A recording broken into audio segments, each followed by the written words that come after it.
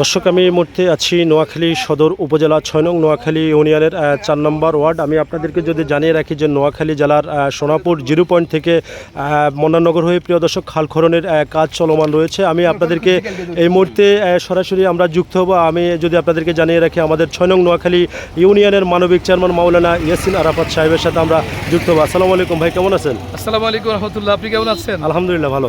আমরা ভালো আছি। আমি আপনার মাধ্যমেই দেশে এবং দেশের বাইরে যারা আছেন প্রত্যেকের এই সালাম মুবারকবাদ জানাচ্ছি। সাথে সাথে আল্লাহর শুকরিয়া আদায় করছি যে ফানি উন্নয়ন বোর্ড তাদের আবেদনের প্রেক্ষিতে, তাদের দরখাস্তের প্রেক্ষিতে আমাদের জেলা প্রশাসক মহোদয়, আমাদের এসিল্যান্ড, আমাদের উপজেলা নির্বাহী অফিসার সহ যৌথ উদ্যোগে সেনাবাহিনীদের সহযোগিতা নিয়ে নোয়াখালীর এই যে জলবদ্ধতা সৃষ্টির যে কারণগুলো, এই কারণগুলো চিহ্নিত করতে গিয়ে আপনারা এতদিন যেটুকু জেনেছেন, দেখেছেন যে বিভিন্ন জায়গায় তিনারা কাজ করছেন। চৌমনি বড় বড় রাঘব বোয়ালদের বড় বড় বিল্ডিংগুলো ভেঙে দিয়েছেন। ঠিক তেমনি আমাদের নোয়াখালীতেও এরকম কিছু ব্যক্তিবর্গ আছেন যাদের সত্যসায় কেউ যেতে পারতো না, যাদেরকে কোনো কিছু বলার সাহস কেউ করতো না। আজকে ওই ঐতিহাসিক দুঃসাহসিক প্রমাণ দেখিয়েছেন আমাদের এসিল্যান্ড মহোদয়। দেখিয়েছেন সরকারের উপরে জনগণের কোনো হেডম সেডম চলবে না। কাজেই আজকে যারা জবরদখলবাজ ছিলেন তাদের দখলগুলো উচ্ছেদ করা হচ্ছে এবং সাধারণ মানুষের যে সরকারি জায়গাগুলো দখল করে বাড়িঘর নির্মাণ করেছে সেগুলো উচ্ছেদ করা হচ্ছে এবং এক কথায় পানি নিষ্কাশনের জন্য যা যা করা প্রয়োজন সবটুকু করা হচ্ছে। সবাই ভালো থাকবেন, দোয়া করবেন। আসসালামু আলাইকুম রহমতুল্লাহ। ধন্যবাদ। দর্শক, আমরা যুক্ত হয়েছিলাম ৬ নং নোয়াখালী ইউনিয়নের মানবিক চেয়ারম্যান মাওলানা ইয়াসিন আরাফাত সাহেব। প্রিয় দর্শক, ২৪ সালে বন্যা হয়েছিল নোয়াখালীতে।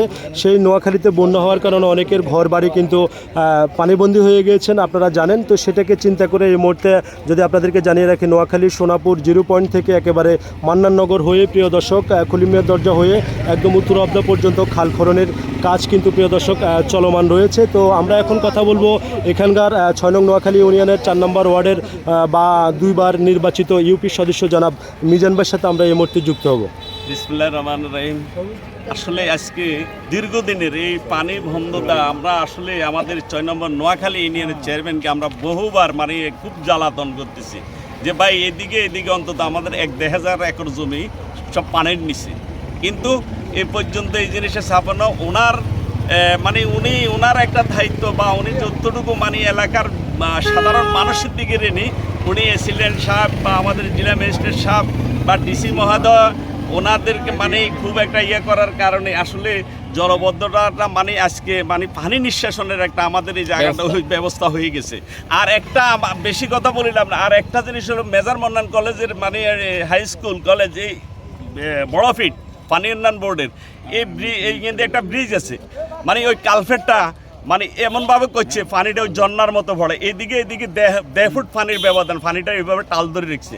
যদি ওই জিনিসটা যদি আমাদের চেয়ারম্যান সাহেব সহ বা ডিসি সাহেব, এসিল্যান্ড সাহেব, ম্যাজিস্ট্রেট সাহেব যদি এটারে একটু ফলো করে এই জিনিসটা ভাঙি, সরকারি রাজস্ব এটা দিব, ব্রিজ করে দিব, ফোলাপাই না বুঝে, কিন্তু এটার কারণে আজকে মনে করেন অন্তত 20,000, 30,000 মানুষ, 40,000 মানুষ কষ্ট করতেছে। 1 নম্বরে মাইজদি শহরও পানির নিচে রয়েছে, একমাত্র এই জায়গাগুলো যদি ক্লিয়ার করে দিয়ে পানি আর থাকবে না, ডাইরেক্ট নদীর কানেকশন পানি চলে যাবে। কোনো কথা বলি না, এটা করে দিলে আমরা চিরজীবন আমাদের এই এলাকার মানুষগুলোর ধর্মুখটা চলে যাবো, আমরা চাষাবাদ ইনশাল্লাহ করতে পারবো। তিনি আমাদেরকে এমনটাই জানিয়েছেন যে আসলে এই অঞ্চলের বেশিরভাগ মানুষ কৃষি কাজের সাথে যুক্ত রয়েছেন। আসলে তারা অনেক সময় ধানের চারা রোপণ করেও কিন্তু সফলতা অর্জন করতে পারছেন না। তো এই খাল খননের কারণে কিন্তু এখানকার কৃষক যারা রয়েছে তারা ভবিষ্যতে সফলতা অর্জন করতে পারবেন, তিনি এমনটাই আমাকে জানিয়েছেন। এখন